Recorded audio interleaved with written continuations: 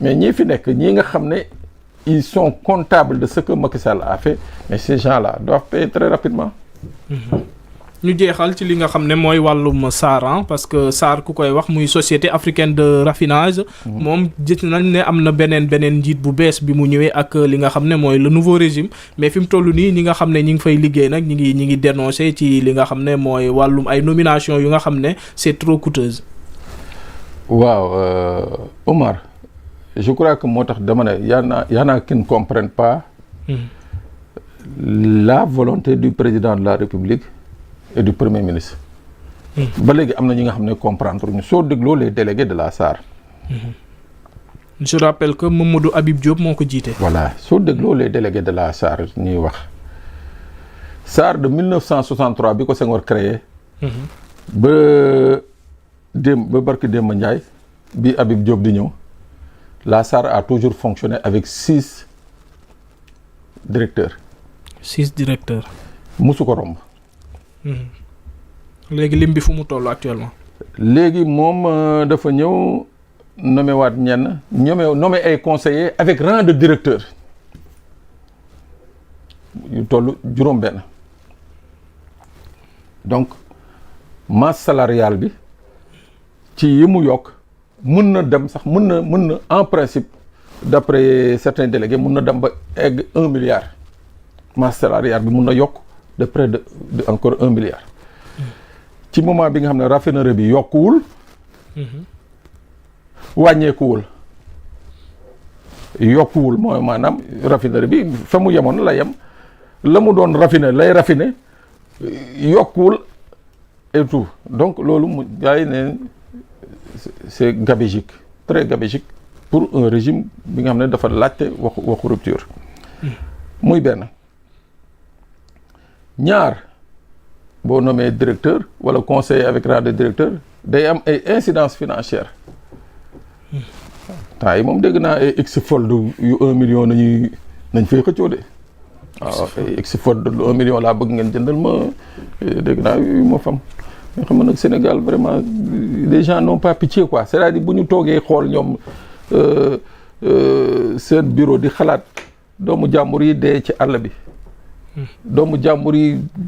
ñu tëj ci kaso bi mais je crois que y a des gens qui devraient avoir honte quand même surtout que déjà salaire faramineux yi ñu leen fay waroon nañu éviter yenn comportement gabégique yi quoi loolu muy deuxième chose bi troisième bi Oumar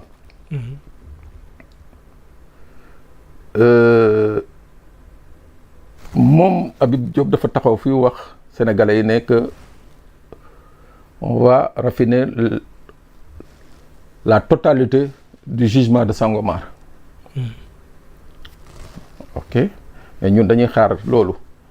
mu acté ko mu c'est-à-dire acté bu raffiné Sénégal amee pétrole raffiné mooy que tey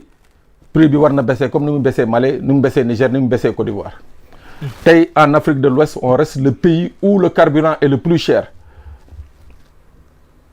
tey en Afrique de l'Ouest on est le pays où le carburant est le plus cher. mu ne dañuy raffiner sunu pétrole Sangomar ok mais le problème mais Sangomar ñun buñ ko raffiner jaay ko moo ñu gënal ñu jaay ko moo ñuy ëppal bénéfice ñu koy raffiner parce que pétrole bi ñuy importer muy ñëw ñu koy raffiner bi di jógee Nigéria ñu koy raffiner liñ ci am ci wàllu bénéfice ñun Sangomar bi buñ ko raffiné duñ ko am ci wàllu bénéfice mooy maanaam ci gàttal yow teen bi ngay rootee ndox fële soo ko ëndee ndox boobu suñ ko naree filtré 10 litres yi peut-être daañ ci perte 1 litre mais bu dee sama teen bi buñ ko rootee 10 litres buñ koy filtré daañ ci perte 4 wala 5 litres léegi nekk na encore benn problème bi nga xam ne délégués yi ñu ngi koy kaas maanaam que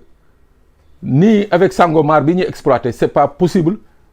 Sangomar bi ñuy raffiner ce n'est pas possible ñu mën a wàññi les prix du pétrole les prix de l'essence ou du gasoil mënul nekk. manque de moyens la wala nu mu demee noonu. non mooy li ma la expliquer c'est-à-dire Sénégal bu exploité Sangomar lim ci am ci rentabilité bëriwul parce que dafa bëri soufre te amuñu technicité bi pour traiter ko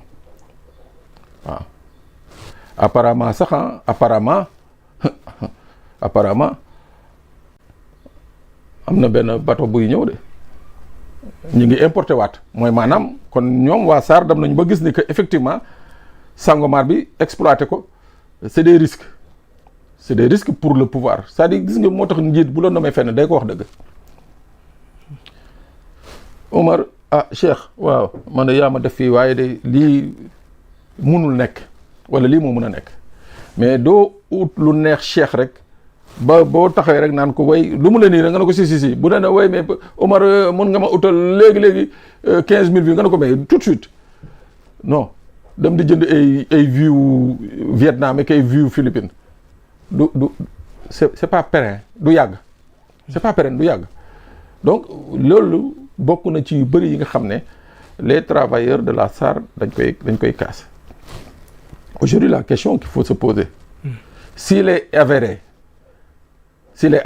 effectivement que dañu dem jënd ji benn bateau encore pétrole pour dugal ko fii mais Omar kon y a un problème bu dee ñun dañ ne dañuy exploiter sunu brut ñun est-ce que yenu na maanaa ñu ne dañuy demaat jëndi brut pour dugalaat ko fii di raffiner. Cela veut dire que am na benn gap bu am. waaw donc je dis s'il est avéré que effectivement il y a une nouvelle commande d'un cargo mooy que quelque part il faut que autorités yi xoolaat bu baax ce qui se passe fële nga xam ne mooy au niveau de la SAR tey je crois que la priorité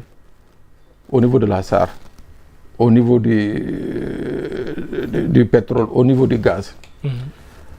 mun nañu fexe Sénégal mun na fexe ba nga xam ne Sénégalais bu nekk dana ci gis boppam mais que ce soit dans la transparence la ñuy teg ñi teg ko mu nekk quelque chose de transparent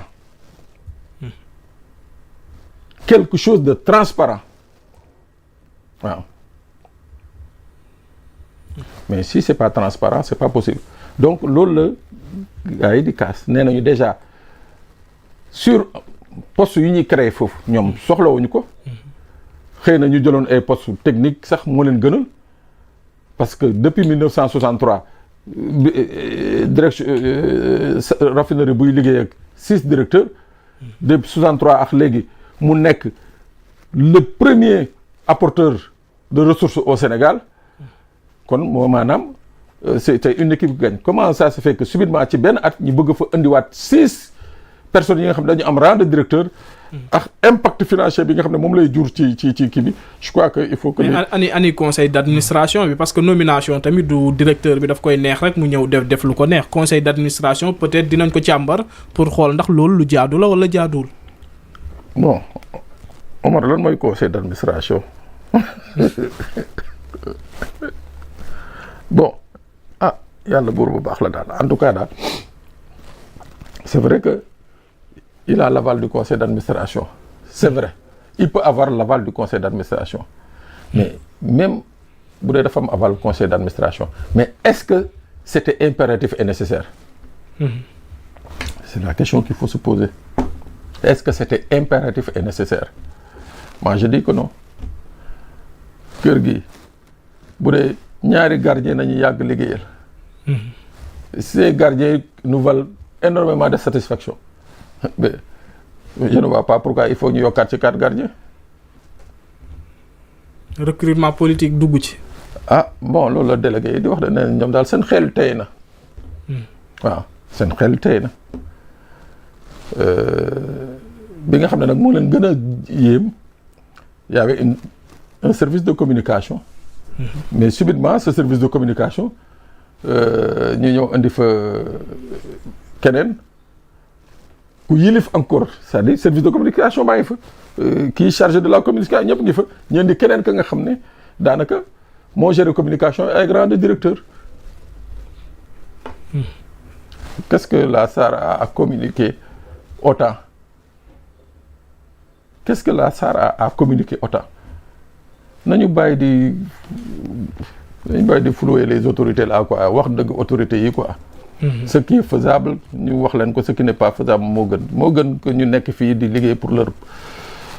leur image et consort parce que en fait Omar c'est compliqué quoi des fois c'est compliqué et moi j'ai vraiment pitié pour le président de la République et pour son premier ministre dama leen yërëm billaahi wallaahi dama leen yërëm parce que ñoom fa ñu jëm xoolal ak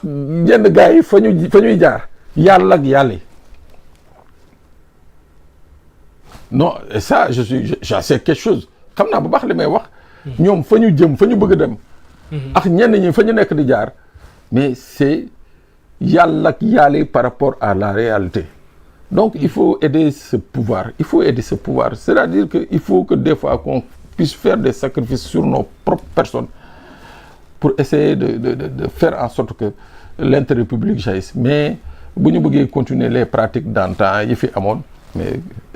écoute au bout de quelques années sénégalais yi ñooy dem ba affaire yi da leen di soof maar leen te wax dëgg yàlla je crois que engouement bi nga xam ne moo indi président Bassirou Diomaye Faye à la tête du pays cet engouement là dafa war a nekk une réalité pendant toutes ces 5 années waaw gars yi continue di accompagner continue di am l'espoir mais pour ça il faut que ñoom it ñu mën a susciter l'espoir à travers leur comportement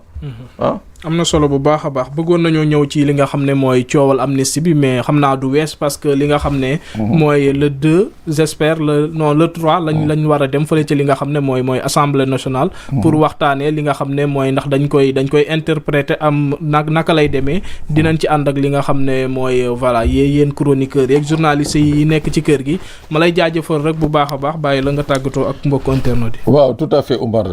jaajëfal la waat encore di la masawu koor gi ça a été laborieux metti na de mais bon sant yàlla nuyu Mohamed pour